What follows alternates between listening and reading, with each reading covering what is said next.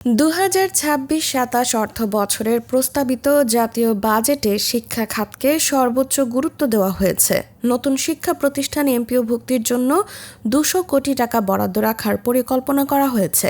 একই সঙ্গে শিক্ষা খাতে ইতিহাসের সর্বোচ্চ ১,৩৬,৬৪৬ কোটি টাকা বরাদ্দের প্রস্তাব রাখা হয়েছে, যা দেশের জিডিপির প্রায় ২%। বাজেটে শিক্ষক শিক্ষার্থীদের কল্যাণ ও শিক্ষার মানোন্নয়নে বেশ কিছু নতুন উদ্যোগ অন্তর্ভুক্ত করা হয়েছে। প্রাথমিক স্তরের শিক্ষার্থীদের জন্য বিনামূল্যে স্কুল ড্রেস ও ব্যাগ বিতরণ, শিক্ষকদের জন্য ওয়ান টিচার ওয়ান ট্যাব কর্মসূচি, কৃত্রিম বুদ্ধিমত্তা প্রশিক্ষণ এবং শিক্ষা প্রতিষ্ঠানে সিসিটিভি ক্যামেরা স্থাপনের পরিকল্পনা রয়েছে। এছাড়া জুলাই গণ অভ্যুত্থানে আহত শিক্ষার্থীদের পুনর্বাসন ও মানসিক সহায়তার জন্য ২৫০ কোটি টাকার বিশেষ কর্মসূচি রাখা হয়েছে। মাধ্যমিক পর্যায়ে ঝরে পড়া রোধে উপবৃত্তির জন্য ২,৮৩৩ কোটি টাকা এবং সাধারণ ও মেধাবৃত্তির জন্য ৩০০ কোটি টাকা বরাদ্দের প্রস্তাব করা হয়েছে।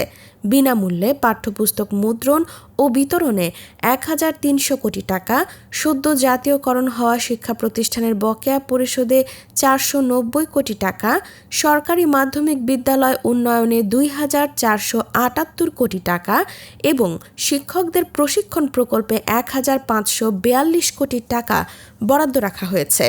এছাড়া কারিকুলাম ও মূল্যায়ন পদ্ধতি সংস্কারে ৫০ কোটি টাকা এবং জেলা সদরের বড় সরকারি বিদ্যালয়গুলোকে আধুনিক স্টেম ফোকাসড মডেল স্কুলে রূপান্তরের জন্য ১০০ কোটি টাকা বরাদ্দের পরিকল্পনা রয়েছে। শিক্ষা মন্ত্রণালয় নির্বাচনী অঙ্গীকার বাস্তবায়নের অংশ হিসেবে ৩৮টি নতুন প্রকল্প হাতে নিয়েছে। সরকারের দাবি, এই বাজেটের মাধ্যমে শিক্ষা ব্যবস্থার আধুনিকায়ন, প্রযুক্তি নির্ভর শিক্ষা সম্প্রসারণ, শিক্ষার্থীদের সামাজিক সুরক্ষা বৃদ্ধি এবং দীর্ঘমেয়াদে শিক্ষায় জিডিপির ৫% বরাদ্দের লক্ষ্যে অগ্রযাত্রা আরও শক্তিশালী হবে।